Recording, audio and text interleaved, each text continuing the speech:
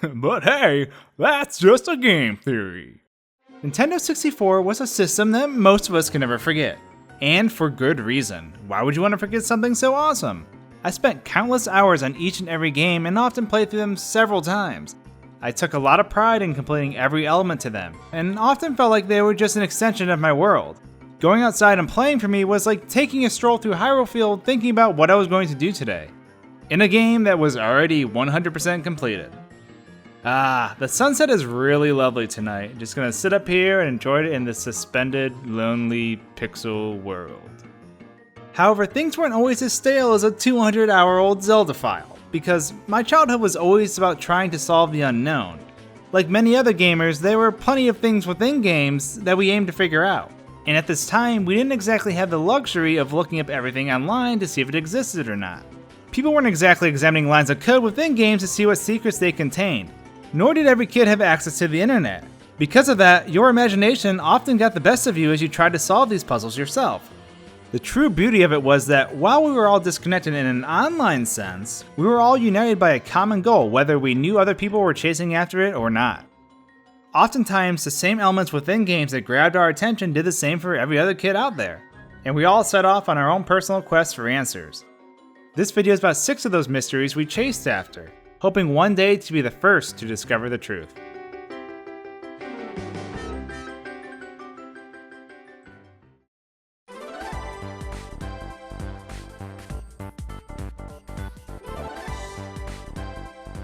Bomberman 64 was a fantastic game with tons of replay value. It was also very challenging even by today's standards.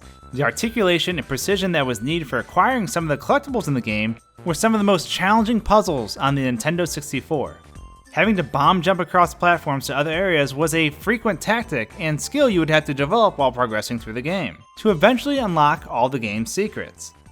And bomb jumping is where our adventure begins with the invisible path in the 3rd volcano level. I discovered this path accidentally one day when replaying through the game after I threw an enemy into the lava, and I scratched my head as he just floated there. What wizardry be this? Then I soon realized his shadow was directly below him, which meant he was standing on something. After several indirect attempts at suicide,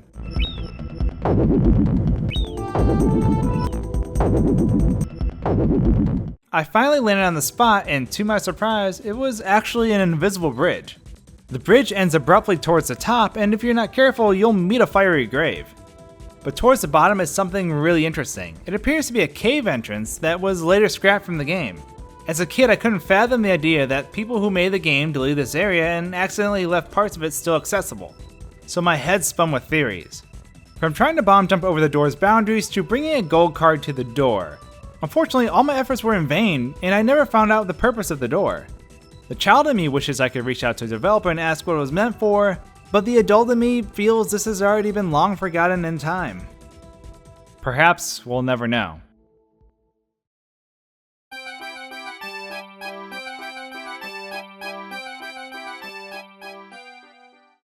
Super Mario 64 was my first Nintendo 64 game and was probably the title I revisited most often during my early years. Running around the castle with 120 stars did get boring after a while, but something else had caught my interest. Sure, there were rumors floating around that Luigi was playable and that the sign in the courtyard held a secret message, but back then I had my eyes set on something a little more shiny, and just as misleading. The Ghoul Medal. Upon examining the sign in front of the mansion, you get the following message. If you walk out of here, you deserve a Ghoul Medal. Now, as a child who loved Super Mario 64 to death, and having played through it countless times, my initial thoughts were that somehow I possibly overlooked a collectible item that was unique to this level. Somewhere deep within the confines of this mansion was a hidden medal that only the best players could find. So what did I do? I spent a lot of time looking for it. And I mean a lot. I turned this mansion upside down and exhausted all possible methods of leaving the level. I can't tell you how many times I long jumped off the roof of the mansion hoping that there was some hidden wind similar to the Tall Mountain stage that would carry me up and over the edges of the level. If I couldn't physically walk out, I definitely might be able to jump. Here we go, guys. This is it. To freedom! Sadly, I never found the Ghoul Medal, and the interest faded away as I got newer games. However, I won't ever forget the excitement of the hunt, and it made me feel like a part of gaming history when I found out several years later that a lot of other players looked for the same elusive medal.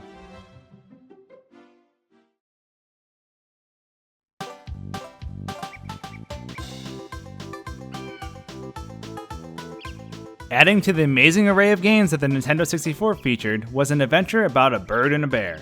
Banjo-Kazooie, like most platformers on the Nintendo 64, was right up my alley and I loved every minute of it. Soon after completing the game, I realized it was time to go back and seek out some items that were hinted at in the credits. The ice key was something I encountered earlier in the game and I definitely wanted to add it to my collection. The only problem was, how? I couldn't figure out how to remove the ice on the door that held the key, so I sat there like a kid looking at a candy shop. It wasn't until a few years later that I discovered the plan mechanics for Stop and Swap turned out to be a bust. So essentially the items actually had no purpose at all since they were supposed to be able to be transferred over to Banjo-Tooie. Recently I came back to the subject, besides to make this video, and saw that people had actually gotten the key through GameShark.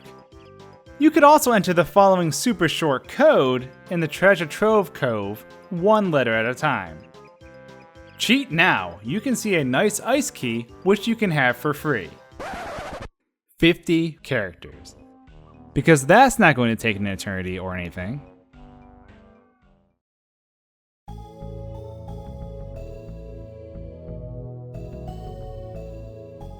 If you can't tell by now, I was essentially addicted to Nintendo 64 platformers. I did try some others out on the PlayStation, but it didn't carry the same feeling. Glover was another all-time favorite of mine, especially with all the in-game cheats it offered that changed the entire experience. With a culmination of these cheats activated, like low gravity and the Powerball, I then set my eyes on something a lot bigger and taller. The castle in the overworld. As you unlock more crystals throughout the game, the overworld becomes more lush and lively. The castle that was once in ruins slowly repairs itself through the course of the game, and near the end you're actually able to scale it with the correct cheats in play. Unfortunately, once you reach the top, you find out you can't actually enter the door. This made me think that perhaps you had to enter it earlier in the game? As a child, I was always looking for new challenges, so I started over, and I tried to see at what points I could scale the castle to the top. Unfortunately, I was never able to see what was within that door. Talk about a bummer. It was Bomberman 64 all over again.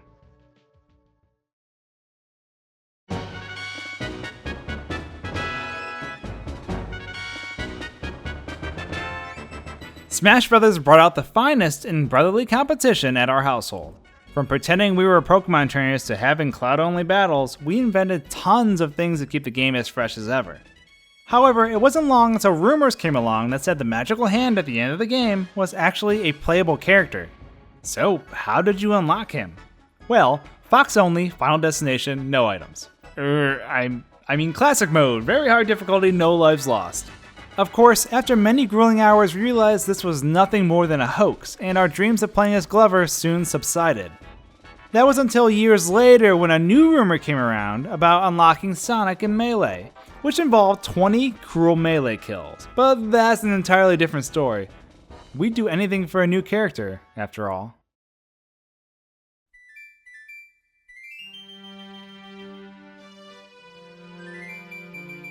Probably the most time-consuming and unified effort by my brothers and I was trying to reach the Sky Temple in Ocarina of Time.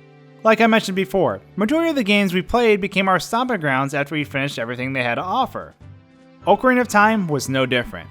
Chilling on a weekend night watching the sunset in Hyrule was a real thing, and while it sorta sounds depressing, it was actually something I really enjoyed. When the rumor that the Sky Temple was real came around, new excitement was breathed into the peaceful land of Hyrule that I became accustomed to. We'd set off exploring every nook and cranny of the game, searching for clues on how to get to the final temple. One of the methods involved Link having to ride a gossip stone into the sky, and upon doing so, he would be transported to the Sky Temple, which was actually above Hyrule. Obviously, this was impossible to do, and it was sort of debunked with the hookshot glitch since technically traveling that high should have triggered moving to a new area. Well, that's assuming you ended up in the sky and not stuck drowning in a river.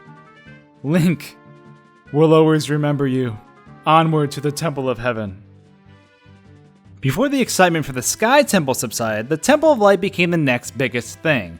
The most famous rumor for getting to the temple involved learning a new song from Kabora Gabora, the owl. K Bora Gay Bora. The Overture of Sages was the name of the song, and upon playing the song, you would be teleported to the front of the temple. This was one of several steps in acquiring the full Triforce, and it created a ton of buzz in the Ocarina of Time community.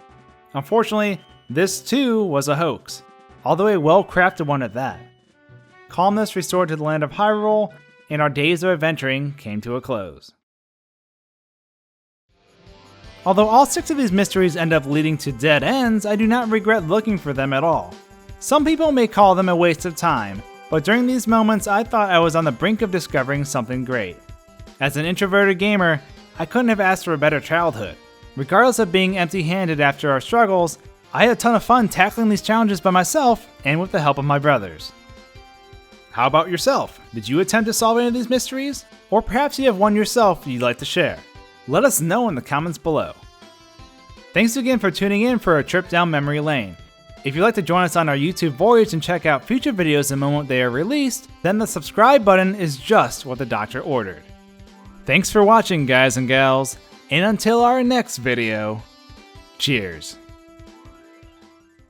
Is Mario just your typical Italian plumber? Or is there more at work here than we think? Could Mario be a superhero? Or something even greater? Let's take a step back and look at